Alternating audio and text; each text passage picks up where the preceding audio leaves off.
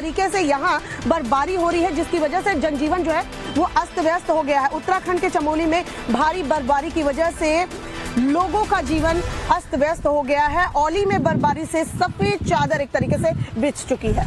बिल्कुल, देखिए आप अगर तस्वीरों में देखेंगे तो साफ साफ नजर आएगा कि किस तरह से झमाझम बर्फबारी में पहाड़ों की जो खूबसूरती है उस पर चार चांद लग गए हैं। ये और भी ज्यादा इस चीज को सुंदर और अद्भुत बना रहा है। तस्वीरें देखकर आप महसूस कर पा रहे होंगे इन पहाड़ों की ठंडक को कि किस तरह से लोग पहाड़, मकान, पेड़ पौधे बर्फ की सफेद चादर में ढके हुए हैं। वादियां गुलजार हैं और इन तीनों तस्वीरों में आप देखेंगे कि किस तरीके से बर्फ की सफेद सिलवट जो है उसने पूरी तरीके से इस इलाके को घेरा है। वहीं क्रिसमस और न्यू ईयर के लिए भी पर्यटक और तेजी से पहुंच रहे हैं। औली में पहुंचते हुए सैलानी भी अब इस पूरे गुलजार मौसम का लुत्फ उठा रहे हैं।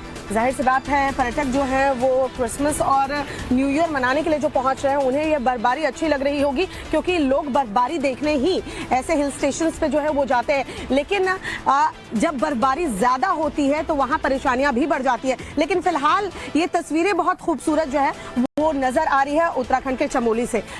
अगली खबर शिवानी हम कहां से बताएंगे? फिर से श्वेता, आपके शहर दिल्ली पहुंच जाते हैं, जहां पर ग्रेटर कैलाश में एक आग लगने की खबर सामने आई है। इसमें शॉर्ट सर्किट का कारण बताया जा रहा है। इतनी बड़ी भयानक आग लगी है, जहां पर साउथ दिल्ली के ग्रेटर कैलाश में एक घर में भीषण आग लगी है। बता दें कि बी ब्लॉक 231 मकान में आग जबरदस्त लगी है। कई घंटों की मशक्कत के बाद अब आग पर काबू पाया गया है और फिलहाल आसपास के इलाके में जो घर हैं वो भी इस आग की चपेट में आए नजर आ रहे हैं। तो तस्वीरें आपको दिखा रहे हैं, देखिए तस्वीरें किस तरीके से ग्रेटर कैलाश के बी ब्लॉक में बताया जा रहा है एक मकान में शॉर्ट सर्किट की वजह से आग लगी और आग कितनी जबरदस्त होती रही वो हम आपको इन तस्वीरों के माध्यम से दिखा रहे हैं। रिपोर्ट देखिए और समझिए कि उस वक्त वहां पर हालात क्या थे और किस तरीके से आग पर काबू पाया गया।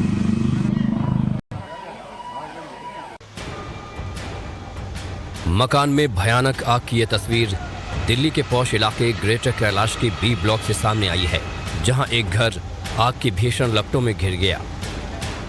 ग्रेटर कैलाश के बी ब्लॉक के मकान नंबर 231 में आग इतनी भयंकर लगी थी कि जिसे देखकर यहां के रहने वाले लोग भी दहशत में आ गए। वीडियो में देख सकते हैं कि मकान से कितनी तेज लपटें उठती दिख रही हैं। आग इस कदर लगी थी कि मकान में रखा एक एक सामान जलकर राख हो गया। मौके पर मौजूद लोगों की माने तो घर में ब्लास्ट के साथ आग और भी विकराल होती जा रही थी। आग भीषण होती देख स्थानीय निवासियों ने पुलिस और फायर ब्रिगेड को इसकी सूचना दी। यहाँ पे छोटे छोटे गैस सिलेंडर थे, पाइपलाइन नहीं है। पाइपलाइन हमने एलपीजी के काट दिए, इलेक्ट्रिसिटी का कनेक्शन हमने काट दिया, लेकिन छोटे छोटे एक दो अंदर सिलेंडर थे जिससे ब्लास्ट हुआ है और जो एयर कंडीशनर लगे हैं उनमें ब्लास्ट हुआ और वो थोड़ा सा आग फैला। आग के भयानक रूप लेने के बाद मौके पर फायर ब्रिगेड की 14 गाड़ियां पहुंची, जिसके बाद आग को बुझाने का काम शुरू हुआ। फायर ब्रिगेड कर्मचारियों को भी आग बुझाने में कड़ी मशक्कत करनी पड़ी। फायर ब्रिगेड के कर्मचारियों के मुताबिक मकान में लगी आग को बुझाने में 2 घंटे से ज्यादा का वक्त लग गया। इस दौरान मकान के अंदर का सारा सामान आग की चपेट में आकर जल चुका था। गनीमत ये रही कि जिस वक्त मकान में आग लगी उस वक्त मकान में रहने वाले लोग सुरक्षित बाहर निकल आए थे, जिससे किसी को नुकसान नहीं पहुंचा। से एक बेहद बड़ी खबर आ रही है, जहां पर आपको बता दें कि अमरावती के अंदर एक बेहद हैरान करने वाली खबर में पुलिस की एक बड़ी कामयाबी जो है वो देखने को मिल रही है, जहां पर पुलिस ने आम सप्लाई करने वाले एक बड़े रैकेट का पर्दाफाश किया है। इन सभी के साथ अब पूछताछ आगे बढ़ेगी। बिल्कुल, अमरावती से ये खबर आपको बता रहे हैं। देखिए किस तरीके से यहाँ पर पुलिस ने न केवल हथियारों की एक बड़ी खेप को बरामद किया बल्कि 6 लोगों को गिरफ्तार भी किया गया है। पूरी खबर आपको बताते हैं इस रिपोर्ट में, देखिए सर। ये तस्वीर बताने के लिए काफी है कि प्लान कितना खौफनाक है। टेबल पर एक से बढ़कर एक हथियार है। देसी कट्टा है, चाइनीज चाकू हैं, साथ ही साथ सैकड़ों की संख्या में खंजर भी बरामद किए गए हैं। हैरान कर देने वाली यह तस्वीर महाराष्ट्र से सामने आई है। यहाँ के अमरावती से इन हथियारों को बरामद किया गया है। पुलिस को जानकारी मिली थी कि मुंबई से हथियारों की एक बड़ी खेप भेजी गई है, जिसके बाद पुलिस ने दबिश देकर इन हथियारों को बरामद किया है। जरा इस तस्वीर को देखिए। इस तस्वीर को देखकर समझा जा सकता है कि कैसे एक शहर से दूसरे शहर तक हथियारों की बड़ी खेप भेजी जा रही थी। पुलिस ने 102 इंडियन चाकू, 2 चाइनीज चाकू के साथ 2 देसी कट्टे भी बरामद किए हैं। इस मामले में अब तक 6 लोगों को गिरफ्तार किया गया है। इन सभी से पूछताछ जारी है। बीते दिनों पुलिस ने 2 लोगों को 3 चाकू के साथ गिरफ्तार किया था। जिन्होंने पूछताछ में हथियार रैकेट का खुलासा किया था। इसके बाद छापेमारी अभियान चलाया गया और हथियारों की एक खेप जब्त की गई। पुलिस पूछताछ कर आगे की कार्रवाई में जुटी है। खबरों में आगे बढ़ते हैं और बैंड स्टैंड की ताजी तरो हवाओं के बीच में आपको दिखाते हैं क्राइम जगत की बड़ी खबरें 1 मिनट में। रांची में आयकर विभाग की टीम ने धीरज साहू के रेडियम रोड वाले आवास पर जांच शुरू कर दी है। टीम जियो सर्विलांस सिस्टम मशीन के जरिए मिट्टी में छिपाए गए जेवर समेत कई सामानों की तलाश में जुटी है। संभावना है कि धीरज साहू के घर के कैंपस में खुदाई भी की जा सकती है। राम मंदिर के पुजारी मोहित पांडे को बदनाम करने की कोशिश हुई है। मामले में अहमदाबाद साइबर सेल ने कांग्रेस नेता हितेंद्र को गिरफ्तार किया। महिलाओं का अपमान करने समेत कई धाराओं में पुलिस ने केस दर्ज किया है। मंदिर ट्रस्ट ने कहा, व्यक्तिगत आरोपों से हमारा लेना देना नहीं है। मुजफ्फरपुर में एक्साइज डिपार्टमेंट ने एक कंटेनर और 2 पिकअप को जब्त किया है। शमशान घाट में कंटेनर से शराब उतारकर पिकअप में भरी जा रही थी। वहीं डिपार्टमेंट की कार्रवाई को देखते हुए तस्कर वहां से भाग निकले। एक्साइज डिपार्टमेंट को शराब तस्करी की सूचना मिली थी। हरियाणा के गुरुग्राम में बाइक से बैरिकेडिंग खींचते नजर आए 2 लड़के। वायरल वीडियो के आधार पर पुलिस दोनों की तलाश में जुटी है। वायरल वीडियो में दिख रहा है कि बुलेट पर सवार 2 शख्स पुलिस की बैरिकेडिंग खींच रहे हैं। फॉलोवर और रील के लिए दोनों ने वीडियो बनाया था। देखिए, इंदौर से फिलहाल एक खबर सामने आई है। वीडियो सोशल मीडिया पर तेजी से वायरल हो रहा है क्योंकि मामला हिट एंड रन का है, जहां पर एक स्कॉर्पियो ने सड़क पर फुटपाथ के किनारे सोए हुए एक बुजुर्ग को रौंदा और फिलहाल वाहन चालक जो है वो फरार है। 60 वर्षीय बुजुर्ग बताया जा रहा है। देखिए, फिलहाल आपको तस्वीरें दिखाएंगे हर्रावाला की, जहां पर एक मंदिर में शख्स ने एक ऐसी हरकत कर दी है कि पुलिस उसकी तलाश में जुट गई है। और आखिर क्या है ये पूरा मामला, आपको बताते हैं इस रिपोर्ट के जरिए। पहले सड़क से उठाया पत्थर, फिर मंदिर की ओर फेंक दिया। वो बार बार पत्थर फेंकता रहा और मंदिर का कांच तोड़ता रहा। सीसीटीवी में इस शख्स की तस्वीर भले ही थोड़ी धुंधली हो, लेकिन इसकी हरकतें देखकर अंदाजा लगाया जा सकता है कि इसकी मंशा बेहद खतरनाक थी। सिर पर टोपी, बदन पर कुर्ता पायजामा और मंदिर के बाहर खौफनाक हरकत बताने के लिए काफी है कि इसके दिल में क्या चल रहा है। मंदिर पर अटैक कर इस शख्स ने अपनी मंशा जाहिर कर दी थी, लेकिन इस शख्स पर केवल मंदिर के कांच तोड़ने के ही आरोप नहीं है, बल्कि इसने मंदिर के बाहर ही खुले में पेशाब किया था। ये तस्वीरें विचलित कर सकती हैं, लिहाजा टाइम्स नाउ नव भारत इन तस्वीरों को पूरी तरह से आपको नहीं दिखा रहा है। घटना के बाद से इलाके में तनाव है। पुलिस ने स्थानीय पार्षद की शिकायत पर मामला दर्ज कर इस शख्स की तलाश तेज कर दी है। हरकत करता है वहाँ पर और पत्थर भी चला रहा है, क्योंकि वीडियो फुटेज में क्लियर है कि कहीं ना कहीं उस व्यक्ति द्वारा ये कृत्य किया गया, तो उस पर अज्ञात के विरुद्ध जो है विभिन्न धाराओं में मुकदमा दर्ज कर लिया गया है। फुटेज के आधार पर उस व्यक्ति की पहचान के लिए अलग से टीम लगाई गई है। अब इस शख्स की गिरफ्तारी के बाद ही पता चल सकेगा क्या इसका मकसद इलाके में तनाव फैलाना था। और एक्सरसाइज, ओपन जिम में एक्सरसाइज कर रहे हैं। आपको कैसा लग रहा है सुबह सुबह उठ? देखिए, फिलहाल सुबह सुबह मुझे काफी ज्यादा तरोताजा महसूस हो रहा है, लेकिन जब तक हम एक्सरसाइज करते हैं तब तक आप सिर्फ 1 मिनट में देखिए देश भर की खबरें। काशी विश्वनाथ कॉरिडोर लोकार्पण के 2 साल पूरे हो चुके हैं। बीते 2 साल में श्रद्धालुओं की तादाद में भारी बढ़ोतरी हुई। 2 सालों में 13 करोड़ श्रद्धालुओं ने बाबा के दर्शन किए। हर दिन करीब 1 से 1.5 लाख श्रद्धालु काशी पहुंचे। आज खास मौके पर महाशिवरात्रि की तर्ज पर मंदिर को सजाया जाएगा। मथुरा के सांस्कृतिक और पौराणिक गौरव को लौटाने के लिए उत्तर प्रदेश सरकार की अहम योजना है। योजना को सुप्रीम कोर्ट से हरी झंडी मिल चुकी है।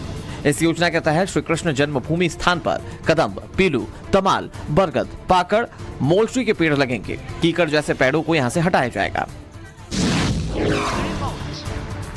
GPAI के शिखर सम्मेलन में पीएम नरेंद्र मोदी ने आर्टिफिशियल इंटेलिजेंस को लेकर बड़ा बयान दिया। पीएम ने कहा कि डीप फेक का चैलेंज पूरी दुनिया के सामने है। 21वीं सदी में AI विकास का सबसे बड़ा टूल बन सकता है और तबाह करने में बड़ी भूमिका भी निभा सकता है। जम्मू कश्मीर पुलिस ने किश्तवाड़ में AI based facial recognition system की शुरुआत की है। इस सिस्टम से आतंकियों की पहचान करने में मदद होगी। इस तकनीक को इस्तेमाल करने वाला किश्तवाड़ पहला जिला बन चुका है। इस तकनीक को सार्वजनिक सुरक्षा के लिए इस्तेमाल किया गया है। और एक बड़ी खबर इस वक्त पाकिस्तान से मिल रही है। आपको बता दें राज्यों में शपथ समारोह जो है उसका होना है कार्यक्रम। यहाँ एक तरफ छत्तीसगढ़ के अंदर आपको बता दें कि शाम 4 बजे होगा शपथ ग्रहण समारोह, तो वहीं मध्य प्रदेश में यह समारोह 11 बजे होगा।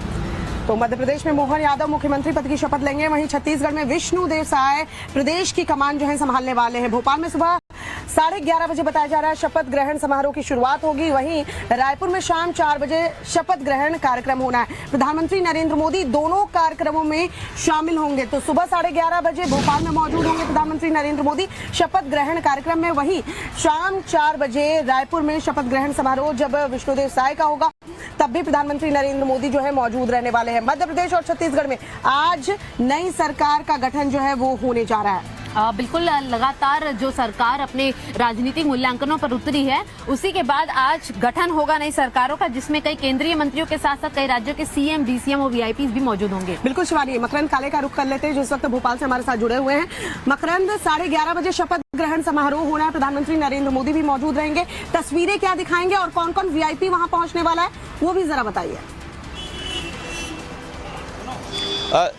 जी बिल्कुल, और यहाँ पर तैयारियां जोर शोर से चल रही हैं। तस्वीरें मैं आपको दिखाऊंगा, सिक्योरिटी इंतजाम किया गया है और अंदर ये शपथ ग्रहण समारोह हो रहा है। थोड़ी देर में यहाँ पर एंट्री भी हो जाएगी। तमाम जो वरिष्ठ नेता हैं वो आज पहुँचने वाले हैं इस शपथ ग्रहण समारोह में। और प्रमुख चेहरों की बात करूँ तो यहाँ पर प्रधानमंत्री नरेंद्र मोदी तो आएंगे ही, 11 बजे उनका भोपाल आगमन होना है और उसके बाद MI-17 हेलीकॉप्टर से समारोह स्थल के लिए रवाना होंगे। अंदर जो है वो तैयारियां चल रही हैं और यहाँ पर अलग अलग हेलीपैड्स भी बनाए गए हैं और उनकी भी मैं आपको तस्वीर दिखाना चाहूँगा। यहाँ पर तैयारियां जो हैं वो मुकम्मल कर ली गई हैं। वो देखिए सामने जो तस्वीरें मैं आपको दिखा रहा हूँ वो हेलीपैड्स हैं जहाँ पर प्रधानमंत्री नरेंद्र मोदी का MI-17 जो हेलीकॉप्टर है वो लैंड होगा और यहाँ पर पूरा जो सुरक्षा का काफिला है वो तैयार किया गया है। थोड़ी देर में प्रधानमंत्री नरेंद्र मोदी एयरफोर्स के विमान से दिल्ली से रवाना होंगे। इनके अलावा अमित शाह और JP नड्डा भी यहाँ पर पहुँचने वाले हैं। इसके अलावा तमाम जो वरिष्ठ नेता हैं, इनवाइटीज हैं, चाहे वो योगी आदित्यनाथ हो, मुख्यमंत्री अलग अलग प्रदेशों के भी यहाँ पर आने वाले हैं। तो ये राजनाथ सिंह आने वाले हैं, नितिन गडकरी आने वाले हैं। तो इन सभी का कार्यक्रम जो है वो घोषित किया गया है। अब यहाँ पर शपथ ग्रहण समारोह होगा। मोहन यादव शपथ लेंगे मुख्यमंत्री पद की और शिवराज सिंह चौहान कल यहाँ पर पहुंचे थे। कल तमाम जो वरिष्ठ विधायक है वो यहाँ पर पहुंचे थे तैयारियों का जायजा लेने और मीडिया से मुखातिब होकर उन्होंने केवल इतना कहा कि ये बीजेपी ही है जो जमीन से उठाकर एक कार्यकर्ता को मुख्यमंत्री पद तक पहुंचाती है और चाहे वो मोहन यादव हो चाहे वो शिवराज सिंह हो, एक ही बात कह रहे हैं कि ये बीजेपी में ही मुमकिन है। और खुद प्रधानमंत्री एक माफ कीजिएगा एक कार्यकर्ता की शपथ ग्रहण समारोह में खुद शामिल हो रहे हैं, तो जाहिर है कि ये जो फैसला है वो बीजेपी हाईकमान का है, केंद्रीय नेतृत्व का है। ये तो भी यही बात एक स्पष्ट है जिस तरीके से आप बता रहे थे। अच्छा ठीक है, बिल्कुल बिल्कुल मकरंद, तस्वीरें उस वक्त भी दिखाएंगे जब 11:30 बजे शपथ ग्रहण समारोह होगा और प्रधानमंत्री नरेंद्र मोदी वहां पर मौजूद रहेंगे। वो तस्वीरें भी टाइम्स नाउ नवभारत पर आप देख पाएंगे। और वाकई में मकरंद, आपने सही कहा कि कार्यकर्ता को उठाकर अगर प्रदेश की कमान सौंपी गई है तो एक मैसेज देने की बीजेपी ने कोशिश की है और ये मैसेज दूर तक जाएगा। बहुत बहुत शुक्रिया मकरंद तमाम जानकारी हम तक देने के लिए। शिवानी, आगे बढ़ते हुए अब अगली खबर क्या दिखाएंगे? देखिए, फिलहाल आगे बढ़ेंगे और खबर राजनीति से करेंगे, जहां सिर्फ 1 मिनट में राजनीति से जुड़ी सभी बड़ी खबरें आप देखिए। अमेरिकी रेटिंग एजेंसी फिच ने मोदी सरकार के 2024 में वापसी करने का अनुमान जताया है। रेटिंग एजेंसी का अनुमान है कि अप्रैल मई में होने वाले आम चुनाव में मौजूदा सत्ता के दोबारा आने की काफी हद तक संभावना है। फिच ने भारत को BBB रेटिंग के साथ स्थिर आंकलन दिया है। बिहार में जेडीयू ने बीजेपी के राम मंदिर की काट निकाली है। सीतामढ़ी में नीतीश कुमार माता सीता का भव्य मंदिर बनाने की तैयारी में है। आज नीतीश कुमार माता सीता के मंदिर के जीर्णोद्धार की योजनाएं की शुरुआत करेंगे। ये कदम हिंदू वोटों को साधने के तौर पर देखा जा रहा है। एक्टर सुशांत सिंह की मैनेजर दिशा सालियान मौत मामले में SIT का गठन किया गया है। SIT में additional commissioner Rajeev Jain, DCP Ajay Bansal है। फडणवीस ने कहा कि SIT सबूतों की पड़ताल करेगी। 8 जून 2020 को सालियान ने खुदकुशी की थी। मामले में आदित्य ठाकरे का नाम शामिल है। हिमाचल की सुक्खू सरकार में 2 और नए मंत्रियों की एंट्री हुई है। राजेश धर्मानी और यादवेंद्र गोमा को राजभवन में शपथ दिलाई गई। सुक्खू कैबिनेट में एक मंत्री पद खाली है जिसे CM ने भरने की बात कही है। मंत्रियों के विभाग में भी फेरबदल देखने को मिलेगा। है या पक्षपात। राजनीतिक खबरों के बाद आप पहुंचेंगे महाराष्ट्र के नंदुरबार में, जहां पर एक तेंदुए की वजह से किस तरीके से हड़कंप मचा। वो अस्पताल पहुंच जाता है, लोगों पर हमला कर पाता, इसके पहले ही वो खुद एक जाल में फंस जाता है। बिल्कुल, अस्पताल में तेंदुआ घुसा, आप समझिए कि वहाँ क्या हालात होंगे। कई लोग जो है वहाँ पर पहुंच गए ये खबर सुनते ही, और वहाँ पर भीड़ इकट्ठा हो गई। लेकिन किस तरीके से इस तेंदुए को पकड़ा गया हम आपको दिखाते हैं इस रिपोर्ट में। महाराष्ट्र के नंदुरबार जिले के एक अस्पताल में जब ये तेंदुआ घुसा तो हड़कंप मच गया। ये तेंदुआ यहाँ इलाज कराने नहीं बल्कि शिकार की तलाश में पहुंचा था। तेंदुआ किसी का शिकार कर पाता उससे पहले अस्पताल के कर्मचारियों ने तेंदुए को देख लिया और जिस जगह तेंदुआ चहलकदमी कर रहा था वहां का पिछला दरवाजा बंद कर दिया। दरवाजा बंद होते ही तेंदुआ अस्पताल के पिछली गैलरी में बंद हो गया और बाहर निकलने के लिए अस्पताल के शटर पर पंजा मारने लगा। अस्पताल में तेंदुए के फंसे होने की खबर पूरे इलाके में आग की तरह फैली, जिसके बाद तेंदुए को देखने के लिए मौके पर मरीजों और तीमारदारों के साथ लोगों की भारी भीड़ जुट गई। अस्पताल में तेंदुए की खबर वन विभाग को दी गई तो वन विभाग की टीम भी पिंजरा लेकर तेंदुए को पकड़ने पहुंच गई। पहले तो वन विभाग की टीम इस उलझन में रही कि तेंदुए को जाल से पकड़ा जाए या फिर सीधे पिंजरे में कैद किया जाए। फिर वन विभाग ने तय किया कि तेंदुआ दरवाजे के अंदर बंद है तो उसे पिंजरे में भी पकड़ा जाए। वन विभाग की टीम ने पिंजरे को उस पिछली गैलरी के गेट पर लगा दिया जहां तेंदुआ बंद था। इसके बाद सावधानी से गेट खोला गया और तेंदुआ ने जैसे ही बाहर आने की कोशिश की वो पिंजरे में आ फंसा। इसके बाद वन विभाग की टीम ने पिंजरे को गाड़ी में लादकर अपने साथ ले गई। इस दौरान तेंदुए को देखने के लिए भारी भीड़ उमड़ी दिखी। जिस आदित्य हॉस्पिटल में तेंदुआ पकड़ा गया वो पहाड़ी के पास जंगल के इलाके से लगा हुआ है। माना जा रहा है कि ये तेंदुआ रात के अंधेरे में अस्पताल में घुसाया था और वहीं छिप गया।